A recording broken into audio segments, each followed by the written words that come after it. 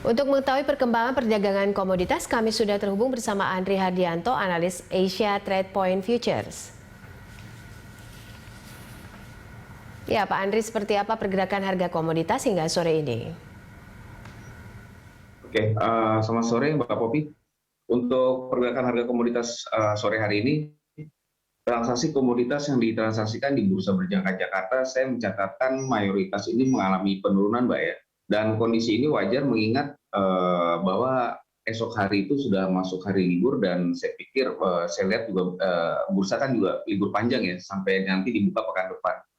Dan saya mencatat di sini untuk beberapa komoditas mengalami penurunan seperti komoditas kopi Arabica ini turun sebesar 2.450 poin, ditutup di harga 74.350. Lalu kemudian olein juga saya catat di sini mengalami penurunan sebesar 450 poin dan ditutup di harga 13.255. Dan juga yang mengalami kenaikan saya catat di sini adalah emas berjangka itu mengalami kenaikan sebesar 3.200 poin dan ditutup di harga 848.400 Mbak Popi. Jadi saya lihat untuk hari ini dominasi adalah profit taking yang dilakukan oleh pelaku pasar untuk menyambut libur Lebaran yang akan kita rayakan di pekan ini, Mbak Popi. Oke, soal pengaruh efek domino penutupan Colonial Pipeline ini terhadap harga komoditas logam sore ini seperti apa, Pak Andri? Ya, kalau pengaruh dari yang terjadi di Colonial Pipeline, ya, itu serangan dari ransomware, memang itu sempat mengagetkan pelaku pasar, khususnya pelaku pasar untuk komoditas energi dan pertambangan.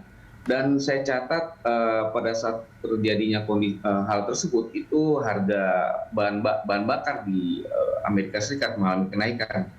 Tetapi kemudian saya lihat pemerintah Amerika atau otoritas Amerika juga sudah berhasil untuk melakukan perbaikan dan sebagian dari saluran tersebut sudah bisa dioperasikan dan saya lihat di sini pengaruhnya tidak terlalu signifikan bahwa terhadap pergerakan harga komoditas logam dan pengaruhnya ini justru terbesar pada harga gas dan bahan bakar di Amerika Serikat. Dan saya pikir ke depan untuk pekan ini dampak dari Colonial Pipeline terhadap harga komoditas logam saya pikir tidak terlalu berpengaruh, Mbak Popi.